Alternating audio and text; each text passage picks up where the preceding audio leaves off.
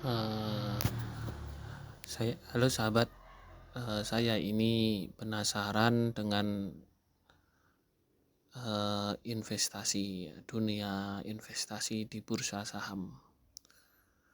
Banyak sekali artikel-artikel atau video yang membahas tentang dunia saham, tapi mereka modalnya banyak sekali, bisa 10 juta, puluhan juta, ratusan, bahkan sampai miliaran rupiah gitu. Tapi saya ini penasaran, bagaimana jika saya hanya punya uang 1,5 juta lalu saya putar di dunia saham? Apakah bisa seperti itu? Mula-mula saya itu yang saya lakukan ini yaitu membuat indeks pribadi. Membuat indeks pribadi ini saya tentukan beberapa kriteria.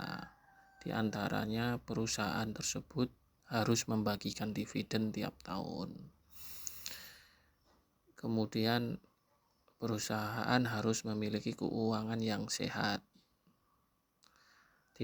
Kalau misalnya dia punya utang, ya track recordnya tiap tahun utang harus semakin kecil, alias perusahaan mampu melunasi hutang lah, atau membayar utang gitu.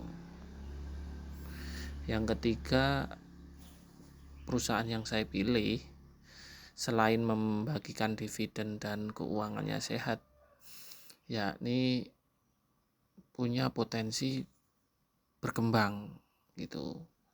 Tidak mungkin kan kita memilih sebuah perusahaan yang istilahnya perusahaan sunset gitu ya, perusahaan yang hampir tenggelam, atau perusahaan yang tidak memiliki prospek berkembang. Jadi sebenarnya cuma itu aja saya milih saham ini. Kriteria saham yang saya pilih itu cuma 3 itu saja. Nggak ribet-ribet karena kan ini uangnya juga kecil kan, 1,5 juta. Nah, saya pilih itu ada Total, PNGO, TB, Power, ini seperti ini lah, TPMA, Toto, TAPG, PBSA, KAM, PPGL, RALS, BC, Jaya, dan MPMX. Dari sekian perusahaan yang ada di IDX ya, saya memilih ini aja gitu. Ya pasti tentu setiap muncul laporan keuangan itu bisa saya rubah atau saya ganti-ganti. Nah, di sini saya atur seperti ini. Ternyata saya investasikan saham di RALS itu minus 100. Dan ada yang minus, ada yang plus gitu ya. Nah, prinsip saya, karena ini perusahaan itu bagus dan selalu bagi dividen, ketika dia minus itu tidak akan saya jual atau saya cut loss. Jadi saya akan menjual ketika sudah dapat profit atau plus gitu. Misalnya Campina misalnya, ya itu nanti bisa saya jual. Sedangkan Jaya dengan Ramayana belum saya jual. Karena dia minus, kalau kita jual rugi kan ya rugi juga gitu. Makanya prinsip saya itu dagang saham gitu. Karena uangnya kecil, jadi tidak mungkin kalau kita itu investasi jangka panjang karena uangnya kecil ya, lama nanti.